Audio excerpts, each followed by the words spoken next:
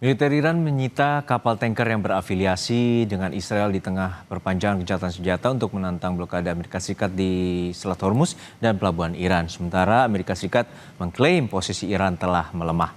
Apakah gencatan senjata ini strategi untuk kembali mengumpulkan kekuatan masing-masing? Kita bahas bersama dengan peneliti Asian Middle East Center, Pizarro Ghazali Idrus, dan juga pakar intelijen CIDE Anton Ali Abbas. Selamat sore Bapak-Bapak, semoga sehat-sehat selalu. Saya ke Pak Anton. Sore, Pak Mas. Anton, untuk saat ini kita mengetahui bahwa blokade ini dilakukan Amerika Serikat pada masa gencatan senjata berlangsung dan juga aksi balasan langsung dilakukan oleh pihak Iran dengan 2 kapal tanker dan satu lagi kapal yang diinformasinya yang telah berhasil lolos di kawasan Selat Hormuz. Ini apakah upaya saling mencekik ekonomi antara kedua belah pihak di masa gencatan senjata?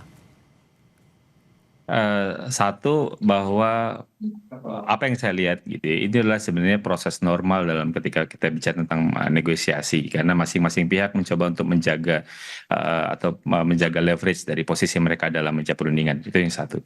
Kedua, saya juga melihat bahwa sebenarnya Amerika ini cukup pusing untuk menghadapi Iran. Kenapa? Karena kalau misalnya kita lihat dalam konteks gencatan senjata hari ini itu tanpa ada batas waktu.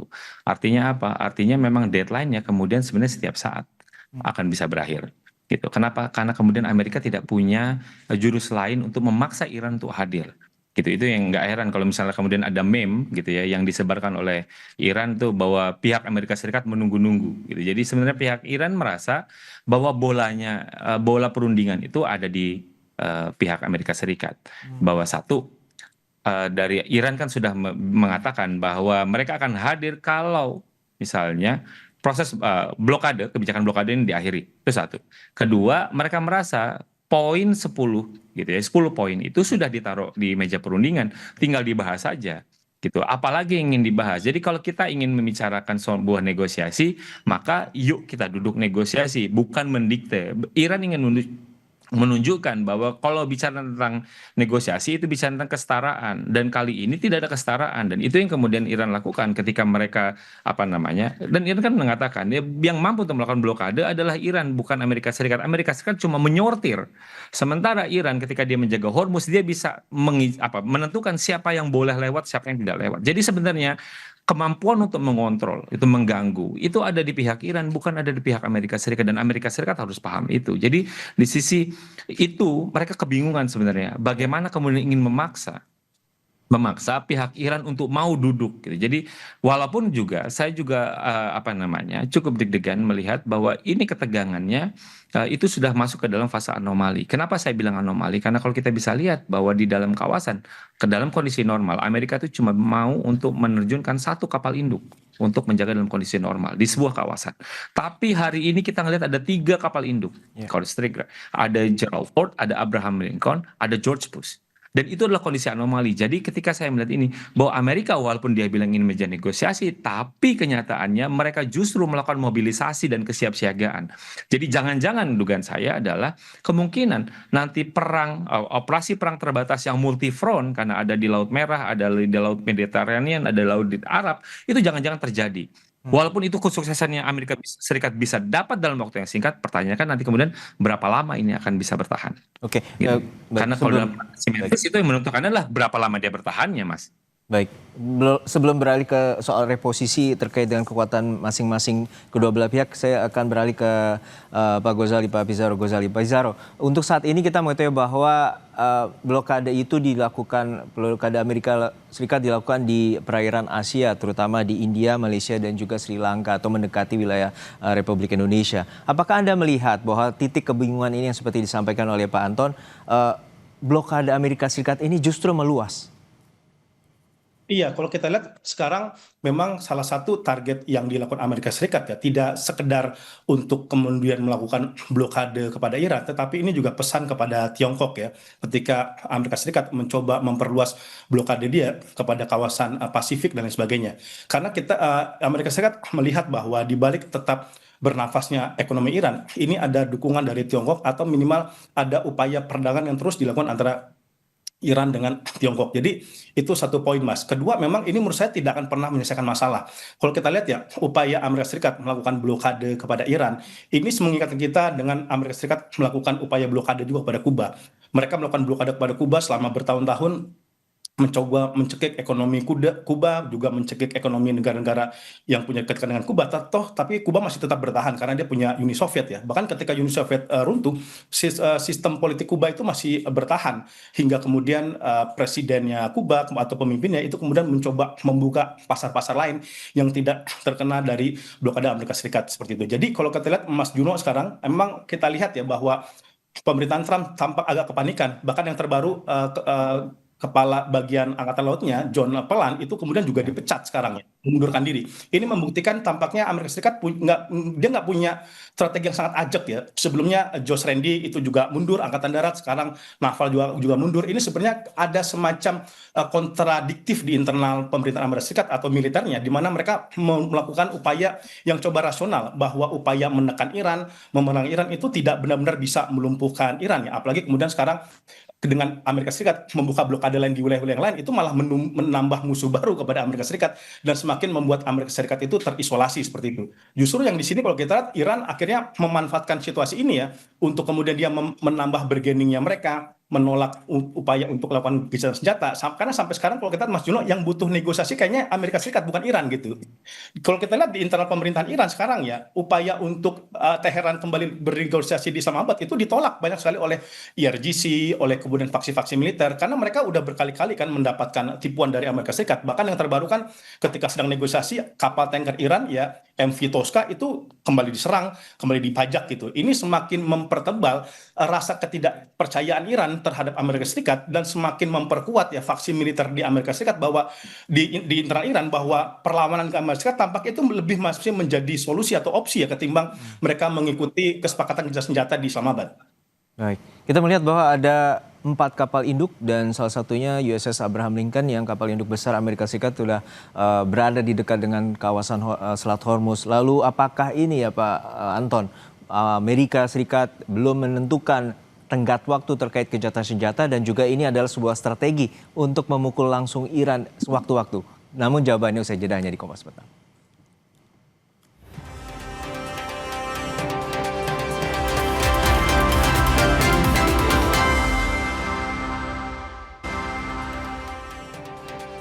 Kembali di Kompas Petang, kita akan kembali membahas terkait dengan situasi gencatan senjata antara Amerika Serikat dan Iran, namun juga terjadi blokade dan juga saling sita kapal tanker dari kedua belah pihak. Kita akan membahas bersama dengan peneliti Asian Middle East Center, Mas Pizar Ghazali, dan juga pakar intelijen CIDE, Pak Anton Ali Abbas. Saya kembali ke Pak Anton, tadi pertanyaan gantung saya adalah terkait dengan gencatan senjata. Presiden Donald Trump tidak memberikan batas tenggat waktu, namun ada USS Abraham Lincoln atau kapal induk besar Amerika Serikat, sekitar 4 kapal induk Amerika Serikat berada di kawasan Selat Hormuz. Apakah ini tanda bahwa Amerika Serikat sedang bereposisi kekuatan mereka dan sewaktu-waktu akan menyerang Iran?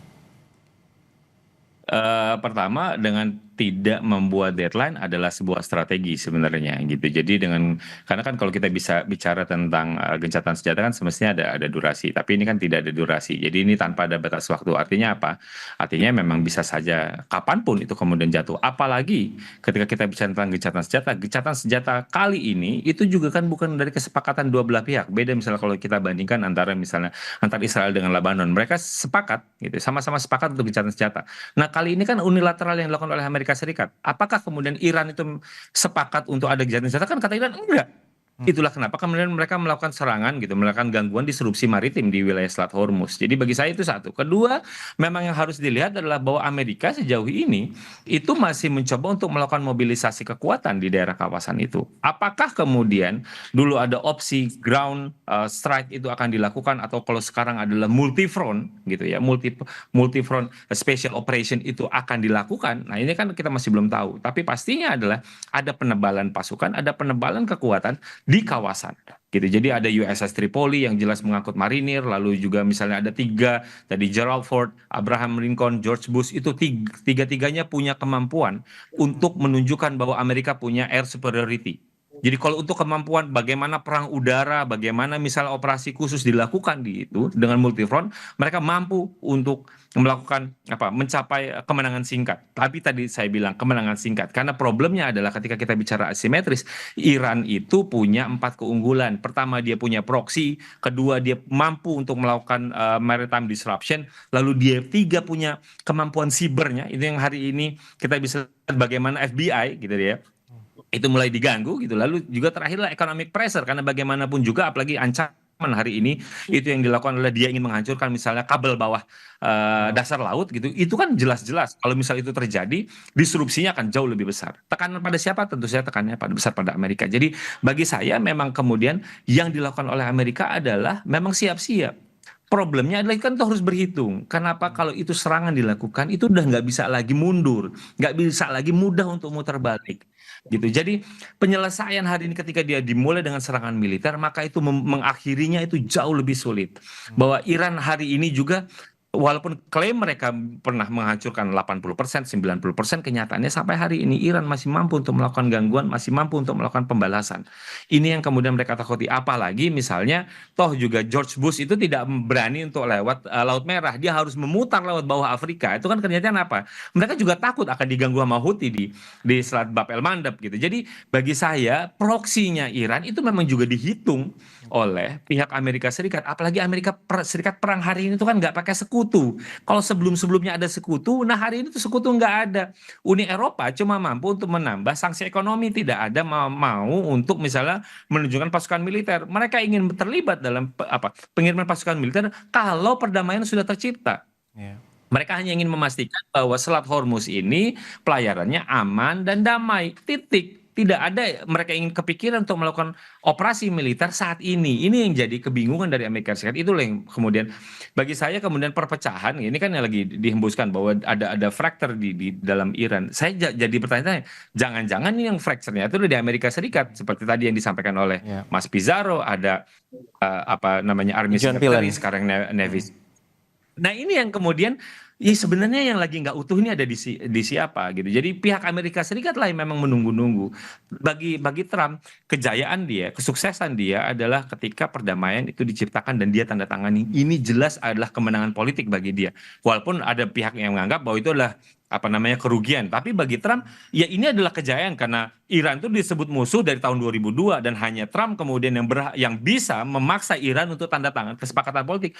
Problemnya kan Iran nggak mau tunduk. Itu kan lain soal gitu. Jadi dengan ancaman sebegitu rupa, dengan kekuatan militer segitu rupa yang di atas kertas jauh melebihi Iran, tapi kenyataannya Iran hari ini masih akan tetap melakukan perlawanan dan itu buat mereka pusing. Ini mau kayak apa? Perlawanan seperti apa? Apakah kemudian data intelijen yang hari ini mereka pegang itu memang benar adanya atau tidak? Karena apa? Karena validasi data intelijen yang mereka gunakan hanya bisa dilakukan ketika mereka melakukan serangan darat, kemudian baru tahu bahwa apakah memang militer Iran itu memang sudah takluk atau tidak.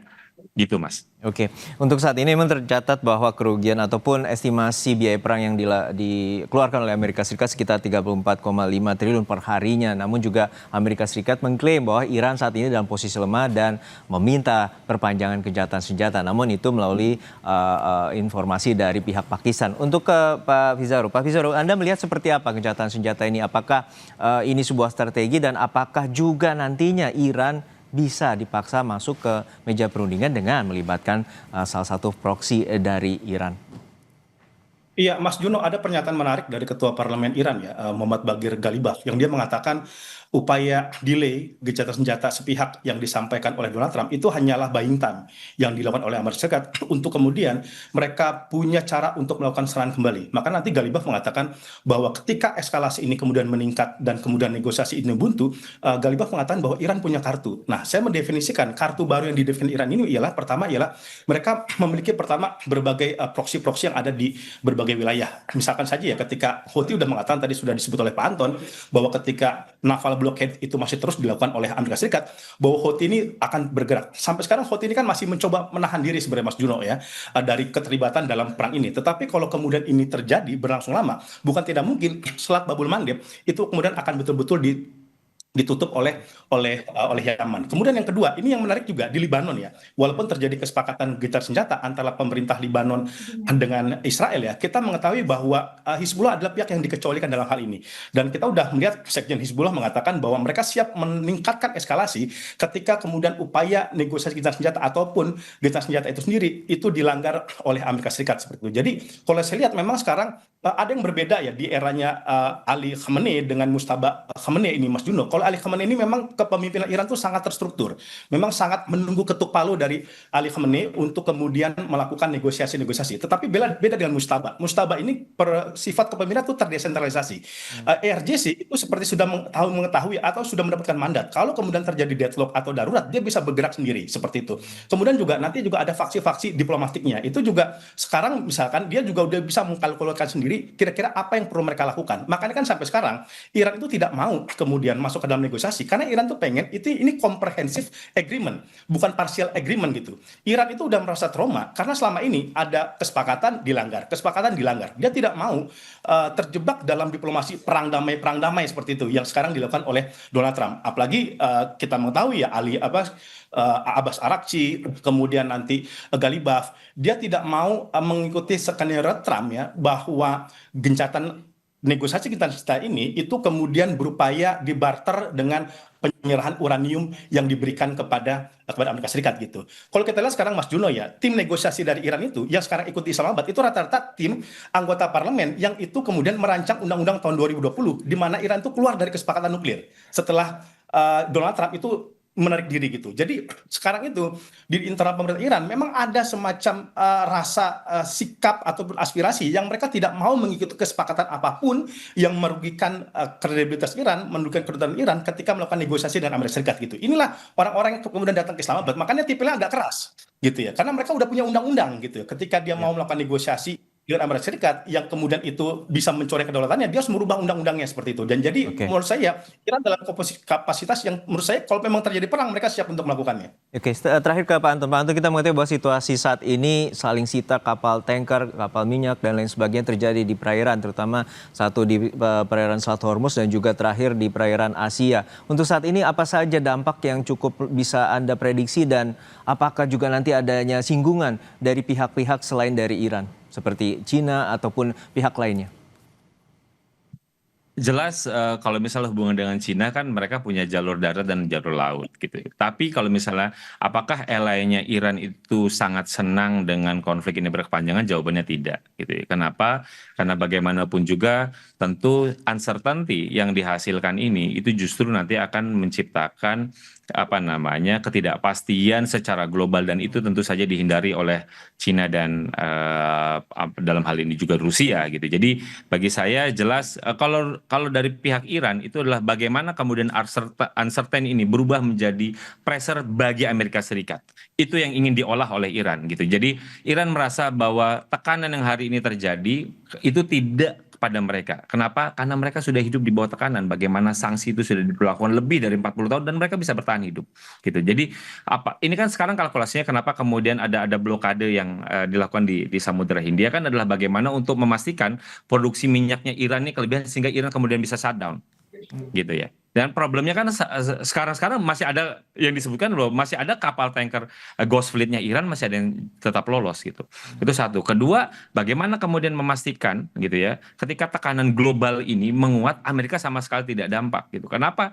Karena semakin lama blokade ini dilakukan, justru yang terdampak paling pertama adalah harga minyak lokal di Amerika Serikat gitu. Jadi di satu itu saya bilang selalu ketika kita bicara tentang blokade Amerika Serikat, yang menjadi korban pertama adalah potensi pemilih Trump gitu. Jadi ini yang kemudian menjadi menarik. Tekanannya ada di mana? Tekanannya ada di Trump. Itulah kenapa kemudian kalau Iran bilang bahwa bola sekarang itu ada di kalian.